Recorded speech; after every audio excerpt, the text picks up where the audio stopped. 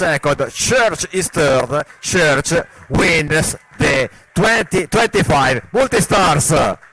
Nonostante la fatica, nonostante un problema muscolare, ha chiuso con grande abnegazione, 10 punti, 8,067 points for Great Britain. The king of 2025 Multistars is Lewis Church.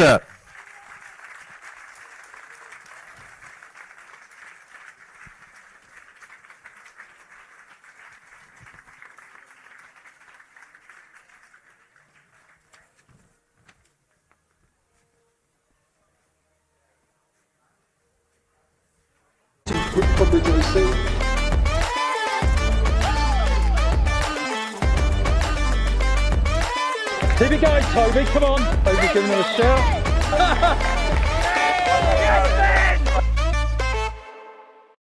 Right, we're recording, and we've got Lewis Church, the new, I don't know which is the best title, a Tonbridge AC record holder for the Decathlon. Oh, so all good, thank you. Yeah, I'm not on it, but I don't need it. All good, thanks. He's in a restaurant in a hotel. Yeah. Banished by his girlfriend Asher, who's running the 400 meters at the Bucks Athletics Championships. So he might get the odd interruption from a waiter, I guess. But yeah, as I say, he's just scored 8,000 points in the decathlon, which makes him the number 7 British all-time and only the 8th person ever to achieve it. Here's the first question for you, Lewis. What year was the last person to achieve 8,000 points for Britain, in Britain? Jack Turner 2023, but then before that it would have been Tim Duckworth 2018. Yeah, spot on. He's a very, very knowledgeable guy, viewers, so he's going to be good on the stats in this interview. So anyway, I thought I'd just do an interview because I'm a firm believer to mark such occasions. This is quite historic, 8,000 points for a Tonbridge Athletic Club athlete in the decathlon. And even though I come from a distance running background, I've always enjoyed watching the multi-eventers at Tonbridge train. Find it quite motivational and inspirational to watch them because they probably train more consistently and in a focused way more than any other member of the club, I would say. And that comes from from the distance side where people put in a fair few miles. So there's a lot goes into it, which we'll get into. But let's start. You became the 8th Briton, as I say, to score over 8,000 points last weekend. How's this week been? It's been pretty much the same as all the other weeks, I think. I've been pretty tired, but again, I jumped in with you guys on Friday thinking I was all fine, and I clearly wasn't quite fine. But just back to it, really. I wasn't expecting to do so well in April, see what I mean? So the whole season's still ahead of me, and I've kind of achieved the goal I set out. So a bit of juggling around now, working out what's next, and refocusing for another challenge. What's the biggest challenge? Physically recovering or mentally recovering then? I think physically for me, because I'm always invested and interested in doing it. So I don't feel like it's a chore or anything like that. I think it's just physically I'm battered normally. Again, I've never run a marathon, but I assume it's similar. You spend a week or two not feeling yourself, and then you start building things back in, and it sticks or doesn't for a little while. But I've got all my toenails, so it's different. I suppose one of the things is that as long as you haven't got any niggles and injuries, that you hopefully, with a bit of recovery, then come off even stronger after such a performance. Yeah. I find I had a little bit of a niggle during it, but if you don't have a niggle, something's going to go wrong. See what I mean? So this week, kind of apart from sore calves, I've been absolutely fine. And again, did the first javelin session, immediately felt that I was still going to be throwing personal bests based off last week, and the high jumps all carried over. So I'm just hoping I'll kind of keep the ball rolling. It's exciting, really. Again, like I said, most of the time you don't come off without an injury, though. So you've got to pick stuff back up. But I've been quite lucky. Right, I'm gonna share hopefully a document with some stats because we're going to go over this 8,000 point performance first, and then we're going a bit about your background, the history in the club, etc. So hopefully you'll see this. You see that? Yeah, I should have brought my glasses down, but I can see it. Yeah. Right. Okay. So at the top, we've got your performance in each event Yeah. last weekend and how many points you get. And you've got dailies on the right. Yeah, I've got Daley Thompson, who's just come out of Celebrity Big Brother. He is, as many people will know, the UK record holder, and he was the world record holder in 1984. I've got his performances. I've got your PBs in there, which, if I've done it correctly, add up to about 8284 against your 8067 decathlon. And you got dailies, which is a colossal 8847. Yeah. Just want you, let's go through each event and just let me know your thoughts about the event, where you are with it, and what you think you can achieve going forward from it. Because you're 28 years old now, and although you've got, I think you started, I've got in about 2008. You've still got a fair few years left in you, I think, because my limited knowledge of decathlon does sort of indicate that you can get stronger into your 30s with the Yeah. experience and everything else. So, do you agree with that? Yeah, 100%. I feel like although I've been doing it since 2008 and I have taken it seriously ever since I started, um, I feel like I was quite like a late bloomer or a slow burner, really. I've never felt like I couldn't improve. But yeah, so I feel like obviously I've grown 6'6". I think it's going to take me longer to reach a physical peak than it would do for someone who's 5'9". So I'm assuming that a few more years to get stronger. But yeah, basically I've decided I'll keep doing it all the time. 100-meter PB comes down. As soon as I start getting slower, then you can't improve once you get slower. Yeah, yeah.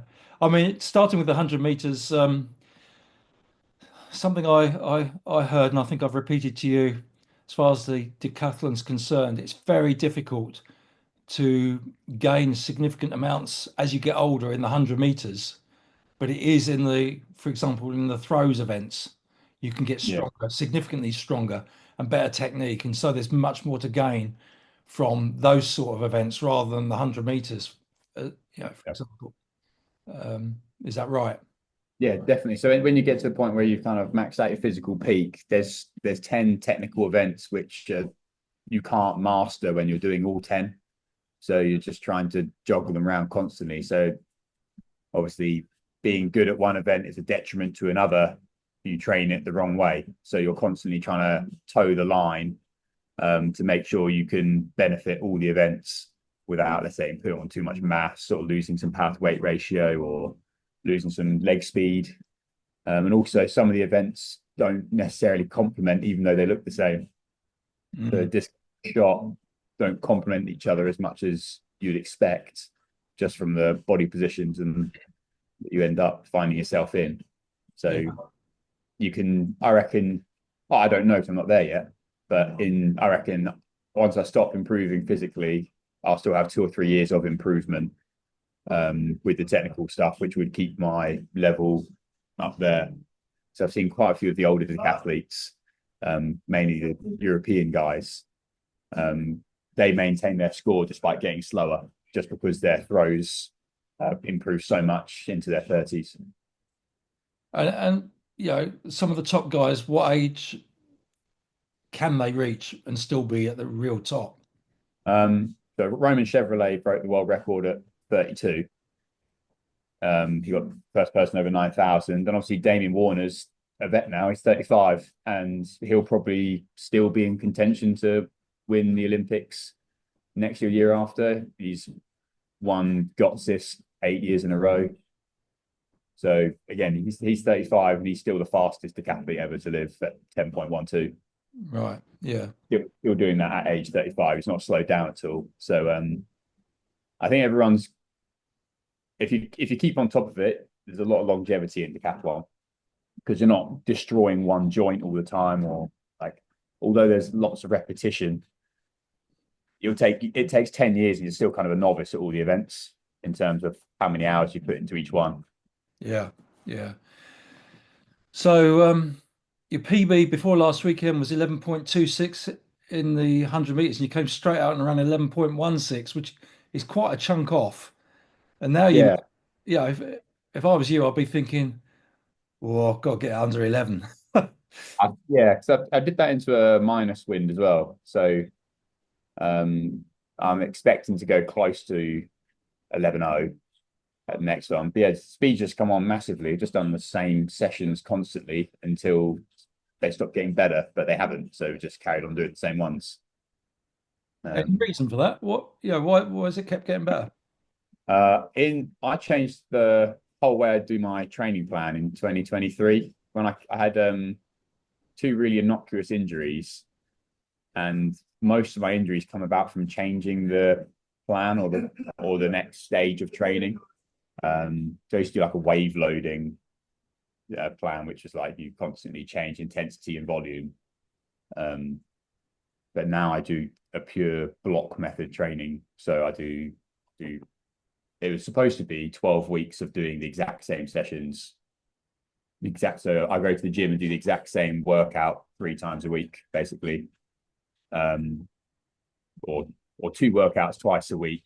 And then the gym, all the track sessions rotate on a weekly basis, but it's the same one. So the speed set is the same every single week.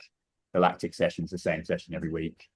And I found that stopped me getting injured because I got used to doing the same thing. And I think once you learn how to do something properly, you can then work on it harder because you're not thinking about it. And yeah, so I basically just changed it. Yeah, changed it from wave loading to a block method, and it just worked so much better. I haven't been injured once, apart from being stupid. So everything athletics related, I haven't been injured from since doing it, and that's been 18 months now. I can't let that pass. What do you mean by what did you do that was stupid then? Oh, stupid! I'll do like stupid stuff like a motorbike or Right. like that. Yeah. Yeah. I tore my quad towards the back end of last year, but that was from trying to run flat out with having no food or drink for like 24 hours and then finishing it off on the motorbike. So, Right. Yeah. yeah, just being silly. Okay. Yeah, I'm not doing that quite as much now, being sensible. So, I mean, when you look at Daly, I mean, he was running 10.44 in his world record, and he was always a very explosive athlete, wasn't he? So, I guess that's what you're up against. You're at a disadvantage there in some Yeah, of the events, like the 100 and the 400, maybe the long jump a little bit as well.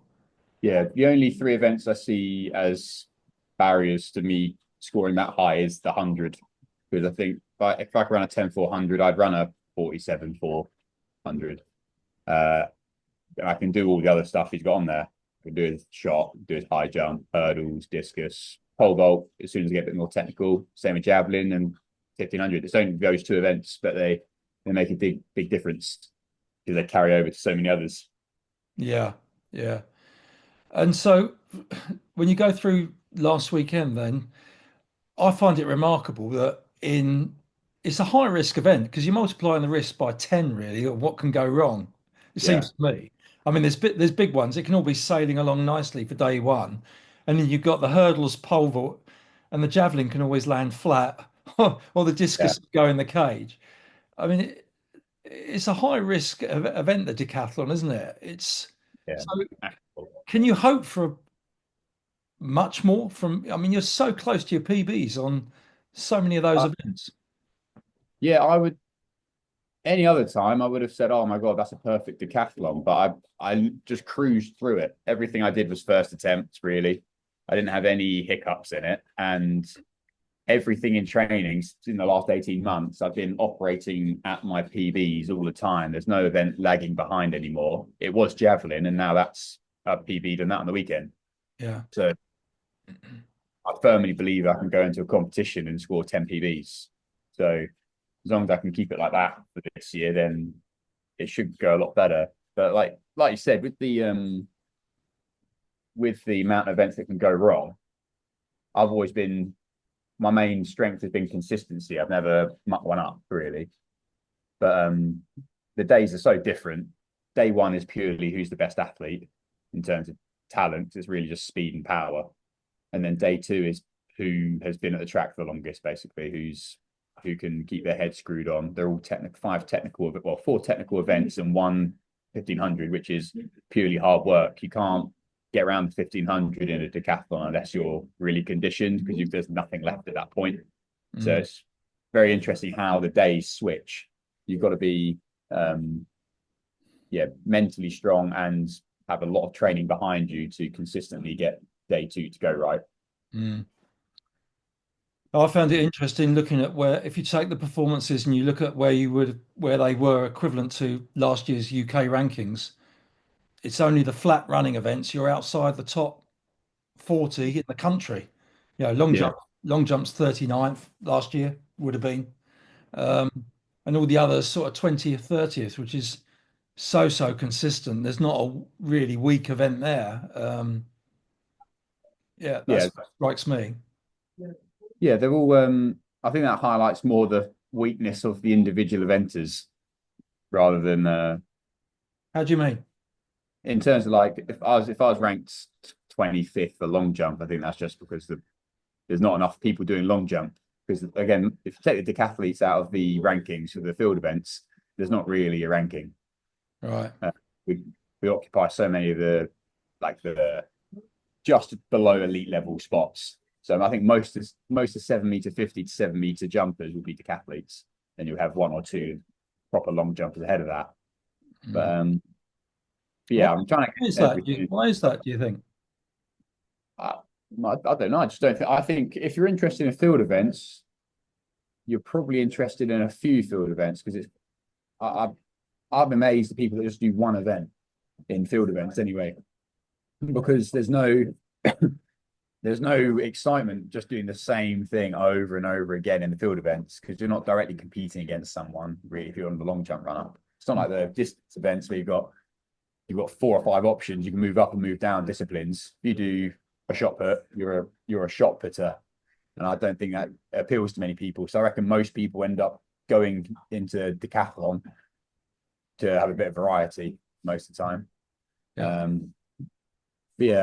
It would be interesting. I would like to see the stats of all of the events without the combined events in, because the track events wouldn't change at all, but the field events would change massively. And you said to me in the week, the 1500 meters in particular, you were, for want of a better phrase, running quite defensively, because you had your eye on the 8000. You didn't want to blow that, and so you didn't take any big risks in the 1500, and you're 8 seconds off your PB basically, but you're in pretty good nick to be able to break that PB.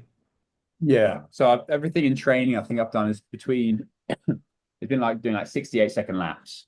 That's kind of what I've been working at on the longer reps anyway. So I'd like to think if I run like 4:18 maybe, but I was so scared running around the 1500. I get more scared on the runs which I know I can do it, because I think if it goes wrong, then it looks really bad and I've just blown it mentally or something like mucked up. It's the ones which are like, oh, you have to run a PB by 4 seconds, which I'm not as nervous for, because I'm going to put everything out there and that's going to be it. Yeah. See yes or no. Whereas I only had to run 4:38, I think, and I don't think I've ever run that slow in a combined event. Yeah. So I thought, well, if I don't do this, it's going to be pretty bad. So I didn't want to go for 4:15, 4:20, and then blow up, because I'm in a position I've never been before. Yeah. Right. Yeah, that's my only regret from the weekend, to be honest, is not pushing that a bit more. But I would have done the same thing 10 times over anyway, just because I didn't want to end up with 999 or something. Anything else from that before we move on? From those stats, anything else that stands out or is back in your mind, bugging you? Not bugging me as such, but I tried my aim for the weekend was to get every single event over 800 points, or as many as possible. So like my PB for 1500 is 809, and I was hoping they'll get the shot above. But yeah, my results are, me and David have realized, are remarkably consistent around 800 points. Whereas most people have like a 900 point event and then a 500 point event. I seem to be a very consistent decathlete, which I'm hoping will turn in my favor as I get better throughout the events, because there's not a weak one. Yeah. Uh, Yeah, But brilliant. yeah, no, I think, well, yeah, look, putting dailies next to mine doesn't seem that difficult, apart from the 100 and the long jump. Yeah. Yeah. Much easier said than done, but I think I can get my PB score a bit higher than it is now. Yeah, you're better than him at the high jump. Yeah, You're close to him on the shot put at your best.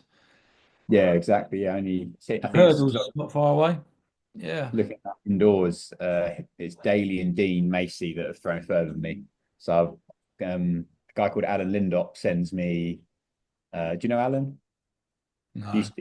He was Commonwealth Games selection management for like the Manchester Tommies and the Kuala Lumpur.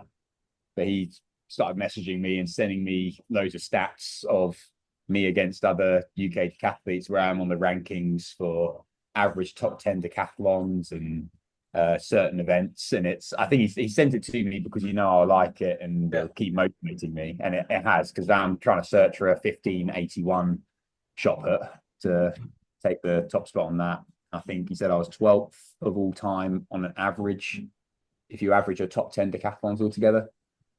So I'm just trying to climb up that. Yeah. No, it all helps motivate. It's brilliant. Okay. Yeah. Right, I'll stop sharing that. That's enough of the stats there. And so, other than last weekend with your 8,000 points, and of course you won the multi-stars event in Italy. What do you consider your biggest achievements in the sport to now, whether it's decathlon or anything else? In terms of like emotion and like being proud, it was the multi-stars I did to get the qualifying mark for Commonwealth Games, just because it was so far out of reach at the time. And then obviously I've got it from a huge PB in the 1500. That was the biggest moment I've had. That's almost qualifying for my first major international. That sticks in my head completely in terms of like the most exciting moment of my career. This would have been if I had to run really hard for 1500, I think. But the fact it kind of I'd done everything I needed to do, it didn't sit as such a huge achievement because it felt quite easy. Yeah. But yeah, it was a nice position to be in, but it didn't have as much jeopardy involved to make it like really like massive adrenaline. And also, yeah, so that would be my biggest emotional, like, oh, this is amazing. I feel really fulfilled. And then scoring the 8,000 points this time is probably second to it, but mainly because I won that competition. Yeah. And, the only Brit to have won the men's multi-stars. It's just ticking my name off and putting them on on the wall, if you say. Yeah. Yeah, having an accolade. Yeah. And just remind all of us, Commonwealth Games, you got the qualifying standard quite early in the season again, didn't you? And you felt you were on the way to getting selection. And remind us what happened then to not get the selection for the. Yeah, so I did. I entered the same competition I did this year, 3 years ago, to make sure I could actually qualify for the Commonwealth Games, because at the time they hadn't even confirmed if nationals was going to go ahead. So I thought, well, I'm not going to bother even entertaining nationals if it's not a qualifying event in terms of like specifically, and they're not even sure if it's going to happen. So I did the early one, got the score, and thought, right, leave it there. I've sufficed every single criteria apart from the last very subjective one, and then that was it. And then it ended up that the selection policy wasn't quite what the selection policy had written down, and there was a lot of politics involved. But I ended up not getting picked as part of the 70, and then my appeal was accepted, and then it went back to the same committee, and they said no, basically. So I went from the highest high to the lowest low, because I've done everything apart from suffice the part which was subject to the team leader's opinion, basically. So yeah, so it was minor detail that I'd missed. which is to be well liked by the selector. And incredibly, it was your training partner, club mate, and somebody Yeah. never lost to, I think, in the multi events. Is that correct? Harry Kendall that was selected. Yeah, so I never lost to Harry, but me and Harry both deserved to go. Yeah. It shouldn't have been a case of one or the other, but for some reason they decided we only want to take one decathlete, but we're going to take 3 heptathletes. And then after that, someone got picked for long jump who was ranked outside the top 200 in the Commonwealth Games. So none of it really made sense. But yeah, it was quite hard for me to obviously then see Harry do so well and enjoy the experience. That he made absolutely everything out of it. Yeah. Enjoyed exactly what it was. Yeah. Yeah, so that was hard for me. And I think it did take me, I reckon it took me almost the full year to feel like, oh, right, I'm okay now. Because I was just quite bitter. Yeah. But it's all good. Move on. I enjoy the sport. So it's obviously going to those events would be amazing, but I do it because I enjoy doing it. Just having the recognition is part of it, really, isn't it? Has I it, like has it motivated you? Has it given you a fire in the belly that? Oh, massively. Yeah, I don't want to be in even though I wasn't in a position where they couldn't pick me, I need to just cement my position constantly. So the last 2 years, I basically decided, well, they're not going to pick me unless I'm the best at everything. So my main motivation has been to compete against people that I haven't competed against yet and make sure I don't lose to anyone. Right. Yeah. And that's I went into nationals competing against one of the younger decathletes, Sammy Bull, and thinking like, my career is over unless I beat him. So I was so amped up to do that, and I think I want it more than other people because I know, but in my mind, that's how much it means to me in terms of if I get beaten once by someone, they're going to pick the younger guy, or they're going to pick someone else just because I almost seem like the gatekeeper. It seems to be, oh, Lewis won nationals. Oh, okay. Or if someone else would win and beat me, it'd be good competition. Yeah. So it's to be like that. But Yeah. Decathlon UK is getting massive in the last few years, and I think this year is going to be huge. I think there'll be a few guys around 8,000. Yeah. Interesting. So just going back in time, your first performances on Para 10, I got as an under 13 in 2008, which is like 17 years ago. 100 meters, 14.3, high jump, 1 meter 40, long jump, 416.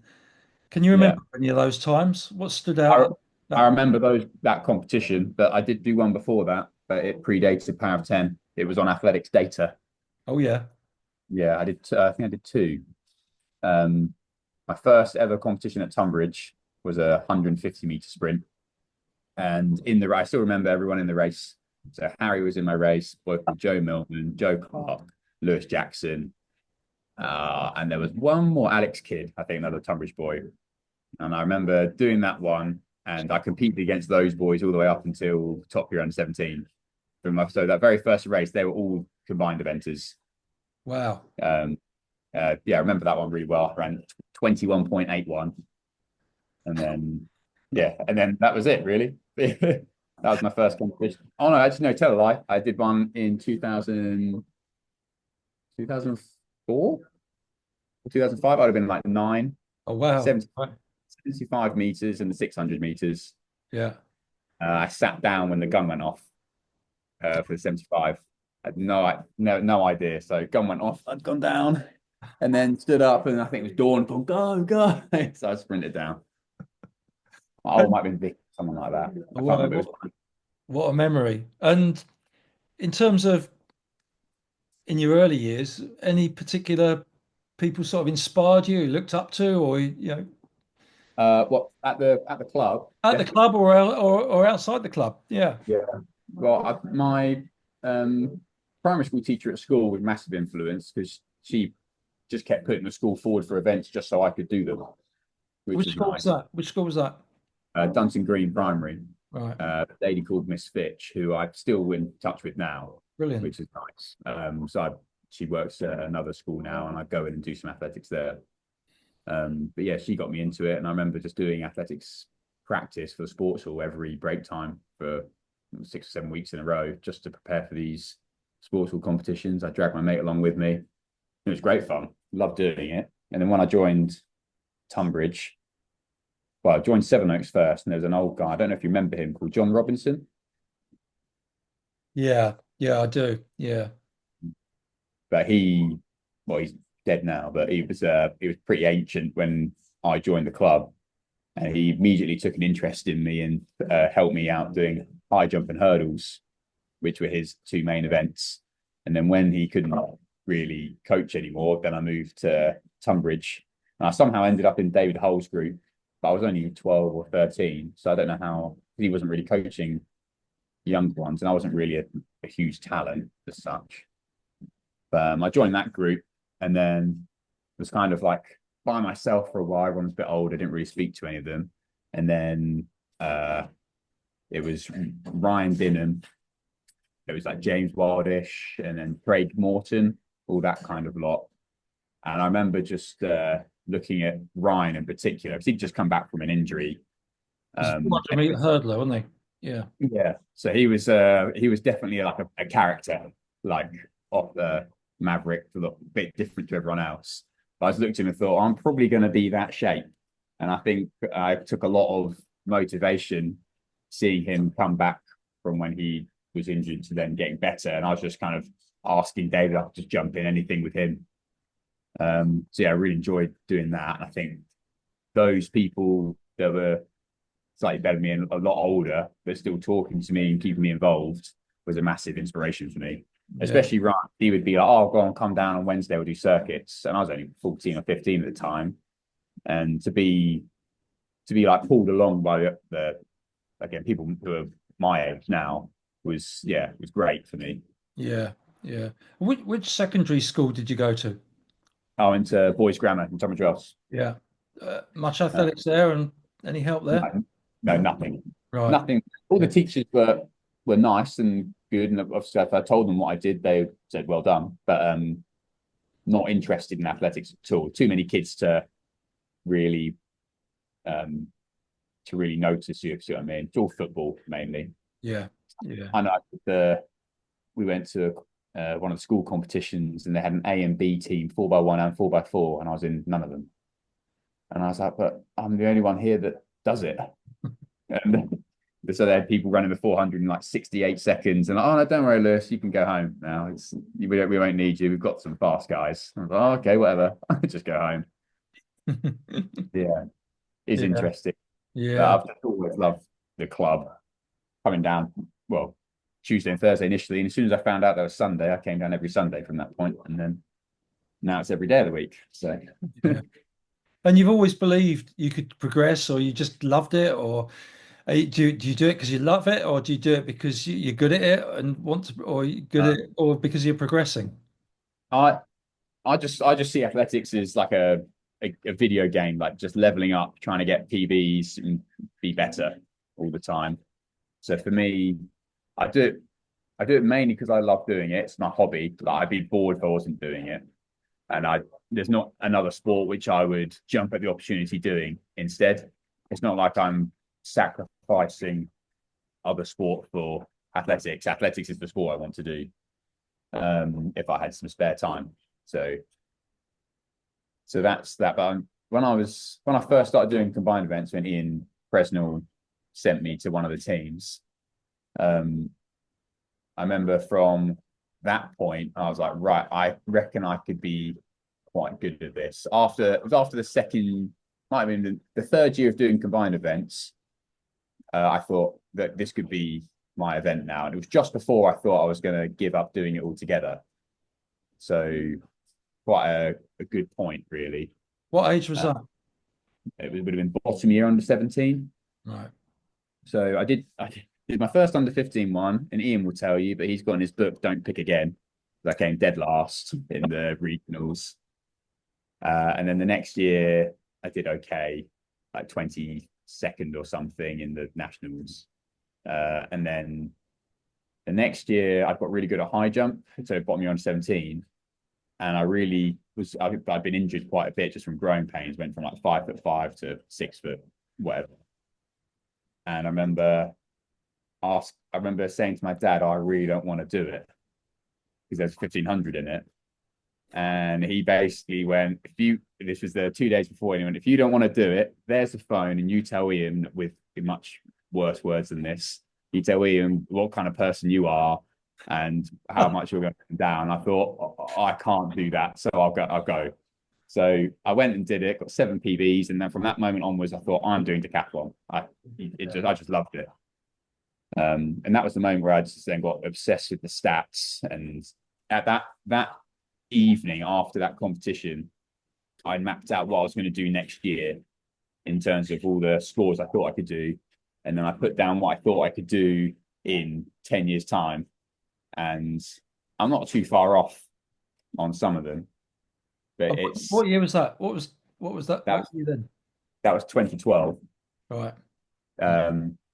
Yeah, I wrote down scores that I thought I could get as PBs, and they came out as 8,430 something, all in much different ways to what I'm doing now. But yeah, I looked at do you remember Martin Brockman? Yeah. Commonwealth medalist. Yeah, so he was very tall, skinny, and he always took a huge interest in me. So I took a lot of motivation from that. And obviously, Power of 10, you can look through what everyone did. And I always remember going, I'm better than him at that age, at this, and this. So I could maybe get to there. Obviously, being quite naive and obviously, it's not all a straight line up to the top. But I really thought I could be as good as him. But I never thought I could be much better than him when I was younger. I kind of saw myself, my things I wrote down in 2012 was go to European Cup because I knew 4 people got picked for that. It was to score 7,000 points, and it was and to win nationals. They're my 3 main goals, and I did all of them in the first 2 years of seniors. I thought, maybe I should aim a little bit higher, and then just kept going really. You mentioned you started in Dave Hull's group, which is predominantly a sprint hurdles group, 400 hurdles as well. And I always remember you thinking, geez, this guy can run a fast 400-meter hurdles. And I guess that could have been the other route you could have gone. And quite a few, it seems to me, quite a few 400-meter hurdlers become decathletes for some reason. Yeah, or the other way around. Yeah. So Carsten Warholm, obviously a decathlete. In the UK, you had Seb Rogers, who became a very good 400 hurdler. Jacob Paul did a lot of combined events and under 17 level. Can't think of many others off the top of my head. There'll be quite a few internationally. Anna Hall for the women. Yeah. But yeah, there's a lot of the 4 hurdles is just the most technical track event, so it just carries over really well. So if you can 4 hurdle, you can already long jump, high jump, 400, 100, 1500 in my mind. Yeah. You have to be able to jump forwards and sight stuff. So long jump and high jump are sorted.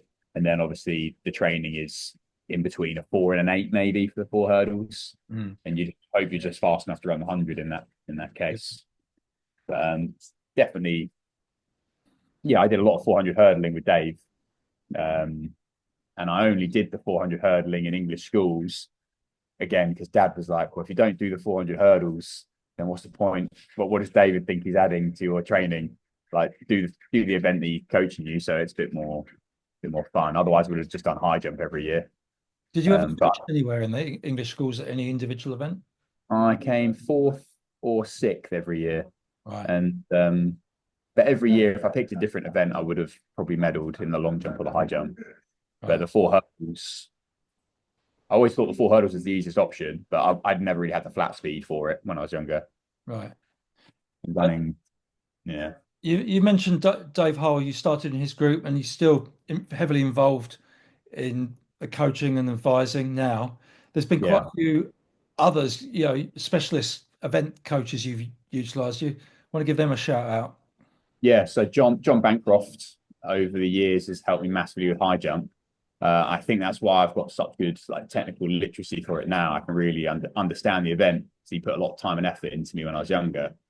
And I don't see him as much as I should now. But when you're doing the decathlon, you can't specialize in the events with all the specialist coaches, if you see what I mean. So again, John's massively important for my development in that. And Derek Laws for the pole vault. again, getting me into pole vault straight away, been really good help, makes it easy to understand. And John Wakeman as well has been helping recently with some pole vault. But again, all very few and far between, but all the nuggets of information I get from them, I can then work on for weeks because I don't do enough of the event. So one comment for me will last me a month. And I'm working on that. Who else? Mark Chapman's been helping me a lot recently with throws. I coach down at Medway on Saturdays, so we have a lot of conversation. I'll show him videos. I don't get as much like hands-on coaching as I'd like from it, but again, I can take those bits of information away. There's more than just that, but yeah, I've had a lot of very helpful coaches point me in the right direction. But even at the track, like I've jumped in with your sessions. Andy will throw something out there every now and then, even if it's not directly at me, it's something food for thought.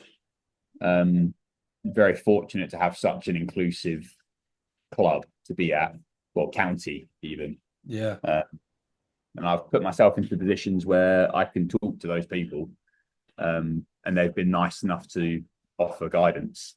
Yeah. I've been very fortunate, definitely. And it somehow it's developed that you've got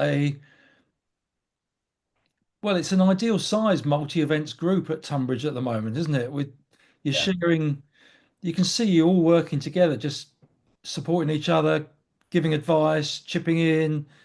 You've got some young ones in there as well. Well, I say young, just university or finishing school or whatever. And it just strikes me it's just a great sort of environment to be a multi-eventer in. Yeah, definitely. I think the addition of Stephen into the group Simmons. has been, it's been like huge for me personally, because me and Harry have trained together so many years. We kind of pigeonholed ourselves into, oh, that's what we do. This is what we do. When Stephen joined, he's very dedicated and quite competitive as well. And having a third person to bounce off has really helped. Even like track sessions, if Harry had gone off ahead of me in a 400 session, I'll be thinking, oh, well, I'm probably about where I need to be. Whereas now, if I see them both go off, I think, well, no, he shouldn't be there, so I have to chase him. So we are much more competitive, and I think the level, although we're maybe not as concentrating as much sometimes, the level of intensity is much higher. So we're getting more out of every rep we're doing, every throw we're doing, and it's just a lot more. It's just fun. Is there any other group like it in the country for multi-event? You got 3 internationals, basically senior internationals, haven't you? I imagine, I don't know about decathletes of that level, but for other like the heptathletes there is, but I don't think anyone's got the same amount of rivalry as we have in a group. Friendly rivalry. It's quite unique, I think. So I see other groups and they're all just kind of floating through training and just doing their thing. Well, feels like we're in a competition every day of the year. Yeah. And even if we're not, we try and make it, put a bet on the line or something. Yeah. I think that's, again, I keep saying to people, I've made more progress in the last 9 months than I've made in the last 5 years. Yeah. Because of consistent work and a bit of rivalry all the time. Yeah. Interesting. And knowing that the other two are training really hard, you become more accountable. Yeah. And you get asked, oh, what did you do yesterday? And you go, oh, nothing. And you go, well, I did loads. So it's quite good. Yeah. And to support it all, what life choices have you made to support your athletics ambitions, and what jobs do you have to support your athletics? Yeah, so this I've been doing, as you know, like the West Kent Athletics Club. I set up in lockdown to basically align with everything that worked for me. I needed an income. I needed something I could actually do well. And apart from athletics, I don't really have any career prospects because I've spent so much time just doing athletics. I don't have any degrees or A levels really. So I thought, I know I can coach well. I enjoy coaching. Been doing it since school. So I thought there's a niche for it. There's loads of waiting lists at Sevenoaks, Tonbridge and Medway. And I just thought, well, I'll fit into those waiting lists. And first of all, I love club athletics. So for me to do that, it was helping club athletics because I wasn't diluting it. I was just I'm just another person making sure no one gets lost en route. Yeah. And then I can earn a living out of it to then fund my career. And that's Harry does it with me, and he's in the same position as me in terms of wanting to fund the athletics. So it was a perfect setup, really. Yeah, so just going into schools, one-to-one coaching for real keen beans, and then the small club sessions, getting them ready for athletics clubs. But it has been a lot more intense now than I expected it to be. I probably do more work than I do training, but I need to get a house, so need to think. Yeah, Yeah. I absolutely love it. And on top of that, have you ever had any support from the governing bodies or sponsors? I had a lump sum of money from a guy called Pat Homewood, which was very nice when I was younger. And that was in 2016. And I think he gave me, I think it was £2,000 or might have been £3,000, just straight up, and said, do what you can with that. But as it was, I broke both my feet that year. So it was all gone after the 3 MRI scans. But without those MRI scans, I wouldn't be doing anything. So that was like very influential to keep me in the sport. And then sports aid, I think it was £500 one year. But apart from that, I've never had any support from the governing bodies as such, not money wise anyway. In terms of opportunity, I was part of the England Athletics COVID elite program, where you could access facilities with one person. So I used to take David with me to access the facilities once a week at Lee Valley, which was very helpful. But yeah, I've never had any communication with British Athletics ever, really. Only when I've been selected for the small internationals, which used to happen, which don't anymore. Right. Yeah. Yeah. Mm. It's quite hard to get money from the governing body, isn't it? But I also found out recently you have to enter at a high level if you've already been on it before. So if you go on as podium, you have to enter as podium again or higher, or potential. You can't enter as potential again. So you've got to improve when you're off funding. I didn't know that at all. Yeah. And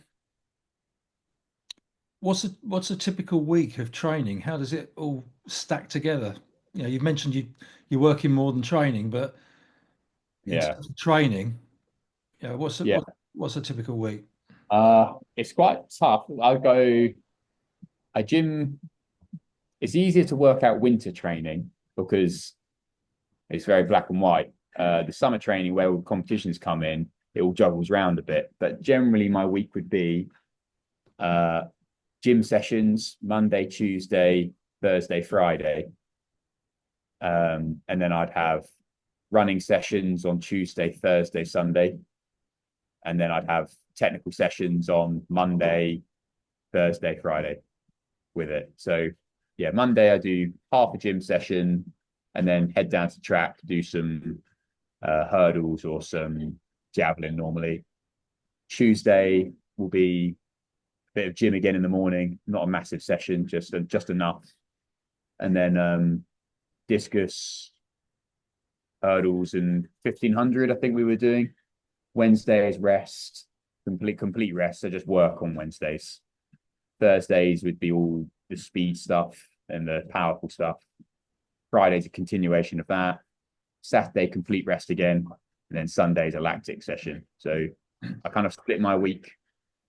I never used to have 2 days rest, but I found it works a lot better now. So my week starts on Thursday, and I have the weeks in 2 parts effectively. So Thursday to Sunday is everything that's powerful and you need to be fresh for. And then Monday and Tuesday are just, I'm dead already. Let's just get what we can out of the week, and then reset on Wednesday again. And I do think the amount of hours I think about training and implement different things, I've got the golden formula for a decathlete. It's you have to structure the power stuff at the start of the week, because if you do it at the end of the week, you're either going to get injured or it's still just endurance. Because as soon as you're tired, everything's endurance in multi events. Whereas like you guys can kind of run consistently, and still your main aim is endurance. Whereas if anything, endurance for us is a detriment to the other 9 events. The only endurance part of the decathlon is surviving it. It's being able to be powerful 10 times over, which is the endurance aspect. So there's no real aerobic capacity in decathlon. So it's really hard to structure the week to make that work. And I mean, you make it sound like, yeah, do this session, that session. To most of us, that'd be like an hour and a half, but you're there for like 4 hours, aren't you? Yeah. So my gym sessions are normally like an hour and 30. And my main aim in those is to never be tired. So I'll take rest as long as I need so I can do the next rep perfectly. And then the track sessions, to get enough quality out of them, we're there for normally 3 hours, and that'll probably be an hour an event. So, right, as it works out anyway. Yeah. In terms of training and also during a decathlon, anything particular from a fueling point of view, nutrition? Oh, in terms of what you should do or what I do? Yeah, the truth of it. Yeah, what you do. Yeah. In terms of fueling, I'll just eat absolutely anything normally. The skill in decathlon is being able to eat really close to sessions.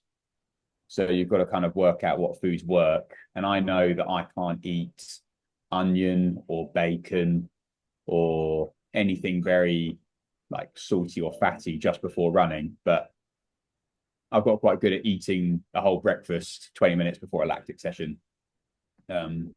I think that's a skill you need to have to be fresh throughout the whole competition. Because I still find this 8,000 point decathlon is the first one I've done where I've actually nailed the nutrition side of it.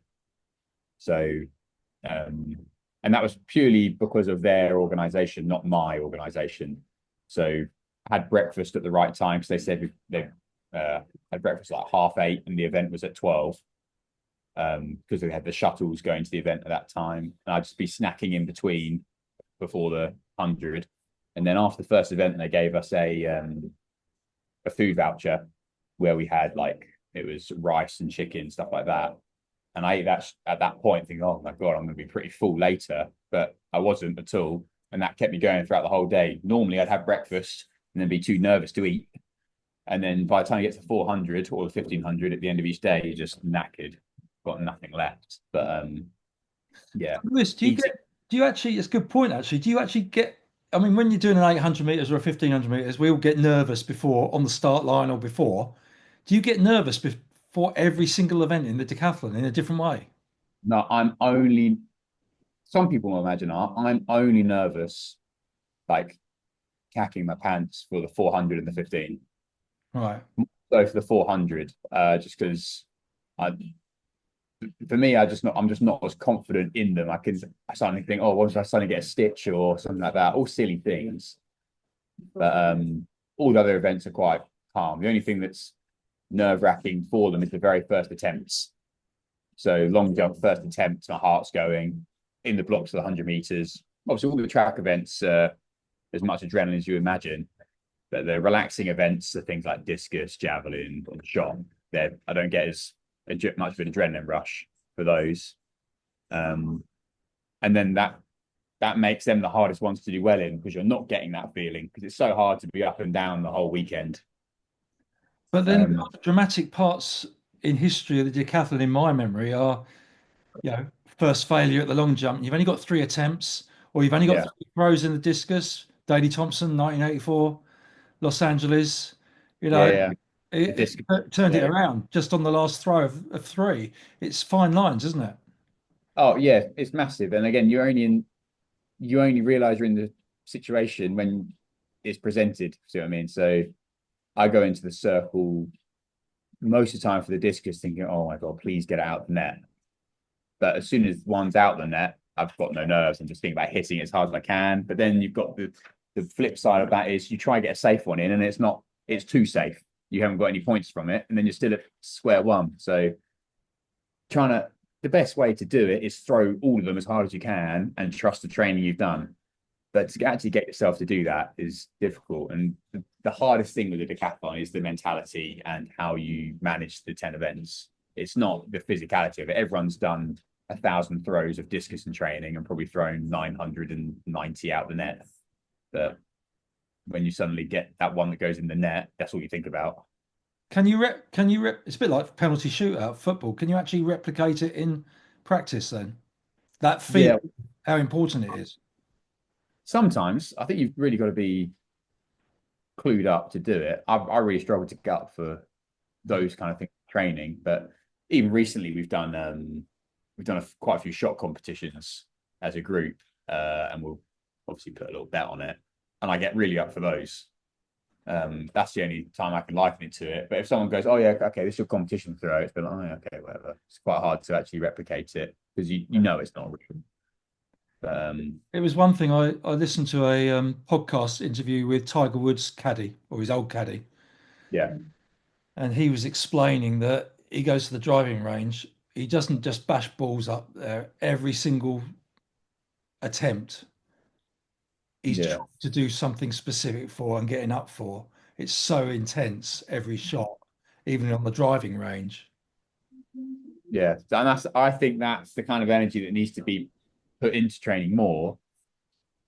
It's just hard to stay that focused for that long. I think that's what the decathlon and golf are quite similar in every single thing matters, but even more so in golf because every single shot is actively impacting your score. The decathlon, you kind of go through phases of not really concentrating because you can just get away with it. Like the vertical jumps, you get 3 goes at each height. I found on the weekend I was almost asleep at 2:01, and then it got to the 3rd attempt, and David's sitting there going, "What are you doing?" And then suddenly adrenaline rush, going, "Oh my god, I'm going to go out here." The lapses of concentration happen quite a lot. Yeah, it's just staying on top of it or getting someone else to remind you what you're doing. yeah. Well, for kids anyway, I sometimes zone out. Yeah. So that's why he's so good. Tiger Woods, people like Roy McIlroy, they look focused all the time. Just again masters at their game. Yeah. So you've scored 8,067 points. I think you're ranked 37th now on the world rankings. Yeah, on the point system. Yeah. There's 24 go to the world champs the end of the year. You're 22nd of the Europeans, I think, on those ranking lists. What going forward? I think the UK qualifying is 8,250. Yeah. So what are the prospects? What are you aiming at the rest of the season? I'm waiting. I'm hoping at some point this weekend I'll get an invite to Gotsis, the Austrian decathlon, which is the mecca of the decathlon, and it's their 50th anniversary. So it'd be an amazing thing to go to. And if I'm there, I'd like to think I could get the 8,250. But obviously that would require scoring all my PBs. But I do think I've got a lot to give in some of the events if I have a tailwind. But I think I can score over 8,200 if I have a perfect decathlon. So I'm looking to get the world standard. And if I fall short, I've qualified for everything next year anyway. So how does that work? In the decathlon, it's like marathon. You have your time for 18 months. And the Commonwealth Games standard last time was 7,750. So if it's anything more than 8,000, I'll be amazed considering it's local. And the European standard for the last 2 times has been 8,000 and 8,050. And last time they wanted to lower the standard to allow decathletes and heptathletes an easier opportunity to qualify if they're within the ranking. So I like to think that will carry over as their mission statement as such, because they don't offer anything for the combined events currently. There's definitely a decathlon in the Commonwealth Games, is there? Yeah. I wasn't sure either, but yeah, there is. Yeah, it's on all the They've changed some of the events and stuff like that, haven't they? Yeah, but on on as far as I'm aware, it's on because I saw Wales and Scotland had a standard for the decathlon. Yeah. Yeah. So my sole aim will be now to score 8,250 points and just go for it. Really, just need to find some good weather and then stay injury free. I've got 3 opportunities to get it if I need them all. Gotsis, what's the Got others? it. There's nationals, and nationals has a higher weighting on the points you get for the ranking points. So And that's at if I Birmingham. That's the England champs at Birmingham, is yeah, it? Birmingham England champs, and then I've been invited to the World Tour Gold Meet in Tenerife, which I'll have to say yes or no to soon, and then Hexham, the one I just love doing it. I would PB there every time, so it just feels like Tonbridge, but in Newcastle. Yeah. And that'll be on the deadline day for the World Champs qualifier. So I'll be doing that one if I haven't got it, regardless. Even if I've done 5 decathlons, I'll still be doing that one just to give it a go. And so that's this summer, and then longer term, how do you view your role in the sport, and how Uh, do you develop? I think I'm already kind of going into it in terms of helping out the club a lot, becoming more of a coach role over competing role as it goes on. I just want to stay within the sport and it's not even give back to it. I'm already doing loads of stuff for sport. I just want to stay within it, and whatever role I take, I take. So I mean, if it's officiating, coaching, mentoring, I don't mind what it is, as long as it's me giving my sixpence into the sport, and hopefully someone gets some inspiration like I did from all the people that helped me out. Yeah, brilliant. That's what I'd like from that. Right. Well, that they were the questions I had, but I've got a few from our training group who are Yeah. in Tenerife at the moment, finishing up. Yeah. How do you deal with fatigue during a competition? Do you ever hold back to keep fresh for later events? No, never hold back. Yeah. It does play on your mind though. Like I found every decathlon when I became a senior, I got more and more fatigued each time. And I remember thinking, I'm not going to be able to finish one of these one day. But it was a case of when I was younger, I used to warm up for every event. And you get so fatigued warming up 10 times. And as I got older, and it's only really settled in massively how little you have to do when you've been training for it, was when I did the 1 hour decathlon. So now my aim is to do as little as possible all the time. So I'll warm up for the 100 meters and I won't warm up again. I'll just hope that I stay warm enough throughout the competition. I might do a few high knees and bits. But that's how I deal with fatigue, is by doing less, basically.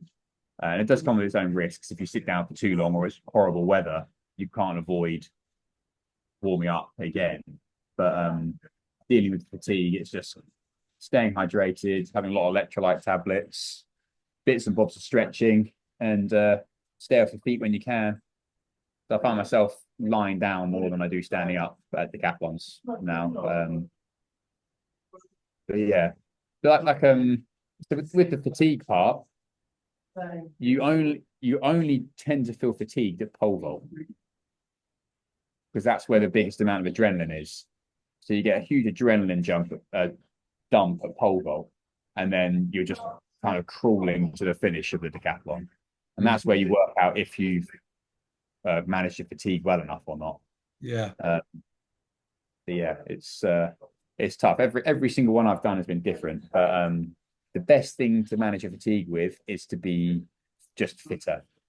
Just being so in training, my work now has made me a lot fitter because I'm on my feet 12 or 13 hours a day. I'm not as phased in the decathlons now. Whereas when I was younger and thinking, oh, I'm a full-time athlete, I wasn't really walking around. I probably wasn't doing 10,000 steps. I wasn't fit enough just at living, see what I mean? So when I suddenly do 25,000 steps a day in the decathlon, it was suddenly a massive extra amount of load. Yeah, tough. I don't know who gave me this one. Who was your sporting heroes growing up? Uh, I had a pin up of Robbie Grabaz Oh, the from hot jumper. Yeah. yeah. So you take it out of Athletics Weekly. So Phillips Dohu as well with the red hair and the Triple jump. Yeah. yeah. I mainly like the jumpers. Um, this is when I was a lot younger. So when I was just finding out about athletics, Christian Malcolm. So I was obsessed with Christian Malcolm. I thought he was going to win the Olympics. Again, I just had favourites rather than three other things. Usain Bolt was in it. So they'd be the three straight away that jump out of me in terms of like British interest. And then as I got into the sport, I was kind of more interested in the people that weren't quite at the highest point. So it was like Martin Protman for me at the time. Yeah, a few others, but yeah, I ended up being inspired or looking up to people that I could relate to. That I couldn't relate to Dwayne Chambers because I was never going to run like Dwayne Chambers or yeah. So they're the kind of people I was inspired by. Yeah. And then recently, I'm inspired by Jakob, just completely in awe of him, and he's exactly what I want to be when I compete all the time, which is he turns up to every champs. He doesn't he doesn't care if he wins or loses. He's going to give it his best go, and he leaves everything. He leaves nothing to chance. He goes for absolutely everything. Yeah. Yeah. He's my current inspiration. Yeah. Good. Favorite venue to compete at? Hexham for a decathlon, and Tonbridge for anything else.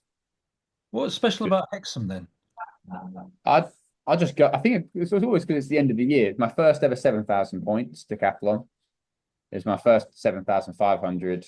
It wasn't my first 8,000, but I got a PB there as well at the end of summer. It's got the same feel as Tonbridge in terms of the track's the same. There's just instead of the bank, there's a wall all the way around it. It feels cozy.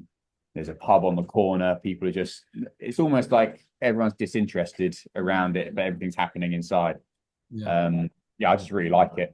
Yeah. Doesn't feel, yeah, just feels like home, really. Yeah. But, yeah. Then Tonbridge for normal competitions, just because more people I know, really. Yeah.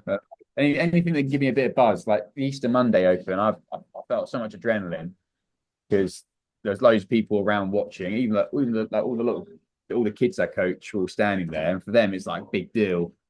And when someone else thinks it's a big deal, it doesn't help, but it just rubs off on you, and you go, right, well, okay, well, I better perform now because they're expecting something good. So yeah, That's when you did your high jump PB 207. yeah. And I had one of the boys that just joined Chris's group, Aaron. He was there, fist bumping me, going, "Are you going to win?" I was like, "Oh, of course I'm going to win. I'm going to." Oh, right, I better do it now because it's either like win yes or lose, you're rubbish. So Yeah. Terrific. yeah.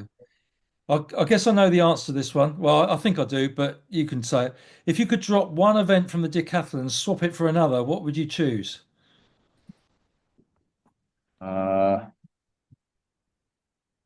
Terms of my own performance, I don't know if I want to do performance or things I think I could score more at. Don't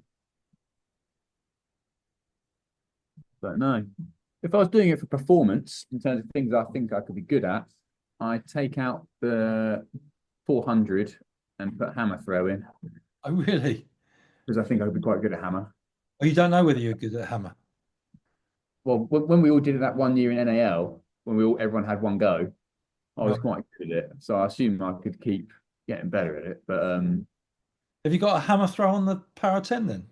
yeah, I did. I think I did 33.85. Okay, right. Yeah. I thought you might put 400 hurdles instead of 1500. Well, no, and the other, I want to keep the 1500 in because although I don't like running it, I like running it more than the 400 in terms of fear. But I feel such a sense of completion. If they didn't have the 400 or the 1500, the decathlon has no has no manly feel. Right. So like doing those hard track events make you feel manly. They make you feel like you've worked hard. Yeah. So I wouldn't change the decathlon at all. I think it's the most perfect mix of events. You've got day one, which is for the athlete, day two for the technician, and the whole 10 events together of endurance full of 9 hour events. I feel bad that the heptathlon is only a heptathlon for the girls. Well, I was going to say, because I can remember a few years ago, there was a bit of debate about whether the Yeah. female was going to be doing decathlon. They said they'd have to give it 2 or 3 years because if you start including the pole vault, people need to prepare for that. Yeah, I think it's a shame that it isn't a decathlon already, but I see why people are reserved to do it because all the good heptathletes at the moment will probably not be good decathletes because the shift of the event would be massive. They have to change it. The focus wouldn't be completely speed anymore. Right. Yeah, but it's just the heptathlon is amazing in its own right, but it's not a full representation of how difficult athletics can be. The decathlon's got everything in there. Like I could probably write a 300-page book on every decathlon that I've done in terms of the competitors, how I'm feeling, what's going on. Yeah, every decathlon's got its own story, and I think that's why it's so interesting. Because at no point are you safe. At no point have you won. There's always something that can happen. Something that's never happened before will prop up. So I've never had a boring one. Yeah. Yeah. Well, you touched on almost at the finish now. How does the relationship with competitors compare to individual events when you're in decathlon? It will. Well, I don't know. I'd see the distance runners and the sprinters get a little bit not shirty with each other, but it's almost like peacocking, isn't it? You walk around as if I know I'm going to beat you. I'd say it is exactly the same in the decathlon from my point of view, but you pretend it's not. Basically, you can't be angry with someone for 2 days, but you can definitely you could. Yeah, I think I'm probably a different person to ask to most people, but I want to win so badly. I'm very certain that I want to beat that person, so I'll probably be slightly different than most. Not nasty. Always be polite and nice, but I know I'm there to try to beat this person, so I'll do anything I can to get an edge. See what I mean? It's like McElroy in the last round of the Masters. I can't remember who was it he was playing with. He didn't talk to him. Shambo. Yeah. The Shambo. You do whatever you can to get an edge. So if it's a mental edge, physical edge, or anything, and you see people doing it all the time, Really? but no one admits to it. Like some of the boys will come in, like do a warm-up height or something really high and high jump just to be like, oh yeah, you've got no chance to beat me in this, or I'll do the same. I'll try to do something, keep my trackies on until people are out. Yeah. Or yeah, make sure you warm up really well next to the person on the beat, stuff like that. I don't know. Everyone's probably got their own thing. I probably think about it more than others. Right. Yeah. Yeah. I'd say on a whole, everyone's pretty uptight, nervous, and like you'd expect in individual events on day one. And by day two, everyone's bored of being focused and aggressive, and everyone's lightened up and chatting away. Yeah. Yeah. It's more like you can't keep that persona because it's not everyone. Do you actually give advice to each other during the competition? Yes, and it's always with gritted teeth, but it's always the right thing to do. So sometimes even if someone's in direct competition with you, like I've lent someone my poles. Well, I'll never say no. Lend my poles to someone who's in direct competition to me, and they'll clear a heart and I go, oh, for God's sake, why have I done that? But again, I don't want to win a competition because of equipment. I want to win a competition through merit. Yeah. So stuff like that, or even if someone's doing something crazily wrong and you see it's something that's easily fixable, I'd give them a nudge and tell them, like, oh, you're doing this. Did you realize? And if they say no, they fix it, and if they do well, they do well. But I'm not sure I'd do that in an Olympic final. I don't know, but in all the decathlons I've done, I've never withheld information. So I mean, if it's something that's not coaching advice, because you can't coach each other, it should be, but or your run up moved, or did you realize you're taking off on the wrong leg, or whatever it is. Interesting. Do that. When did you realize 8,000 points was likely to happen or could happen during that decathlon last weekend? When I finished the 100. Really? That early? Yeah. Yeah. Well, I ranked Sorry, did you have to change your approach to the decathlon and your expectations after that? after the 100. Yeah. No, it just made me realize it was actually on. So again, I just thought, oh, well, every event was please don't cock it up. But then I needed one event to go well.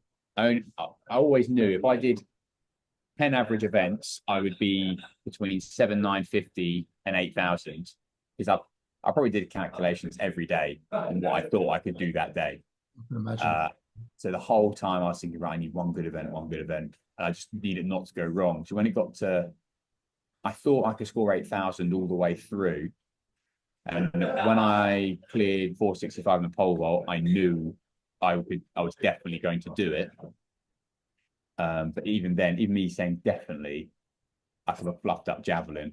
But javelin was the one event I thought, right, if this goes well, all done. Because you can't go wrong in the 1,500 really, as long as you're not silly. Yeah. So after javelin, certain, but after the 100, I was certain I could do it. But after javelin, I was certain I had done it. Yeah. It's so I haven't really, because I came straight back from that weekend and started working, and I still haven't really thought about the whole weekend as a whole. I haven't had time. So this weekend, I'll probably think about it a lot more and realize, well, again, even doing this, I realized kind of the achievement that I've done. Yeah. Brilliant. Last question, bit left field from Jamie Brown. Yeah. Got a choice. Yeah. Jude Bellingham or Prime Dele Alli? I'll go Jude Bellingham.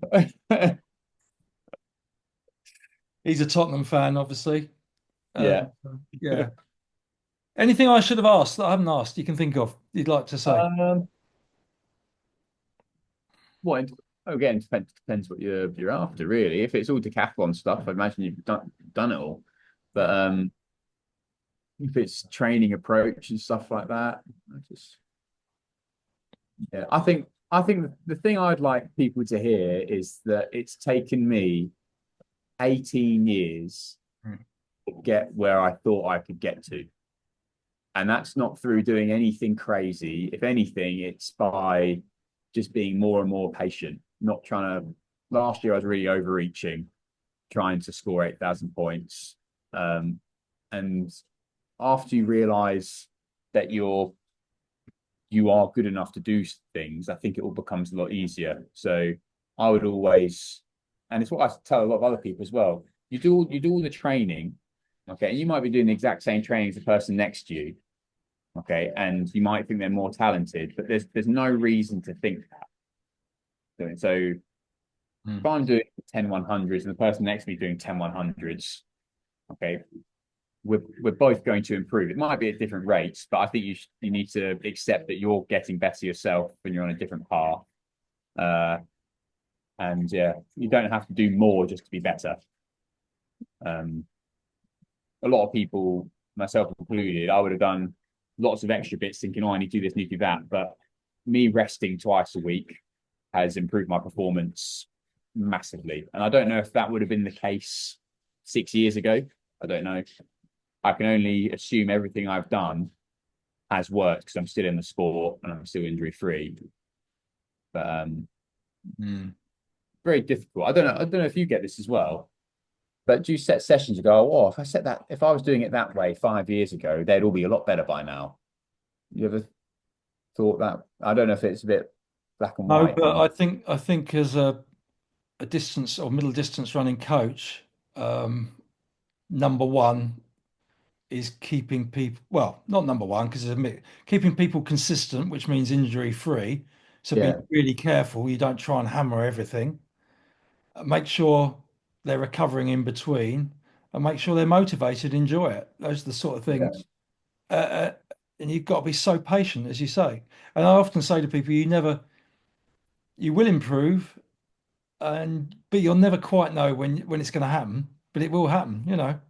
Yeah. Again, I reckon. So the last 3 years, this has been my first winter without injury in 3 or 4 years.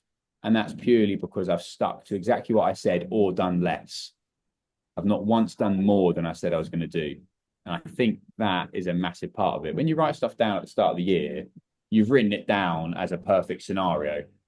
Well, it's never going to be perfect, but you should never be striving for more than the perfect amount because your body's not going to respond well to it.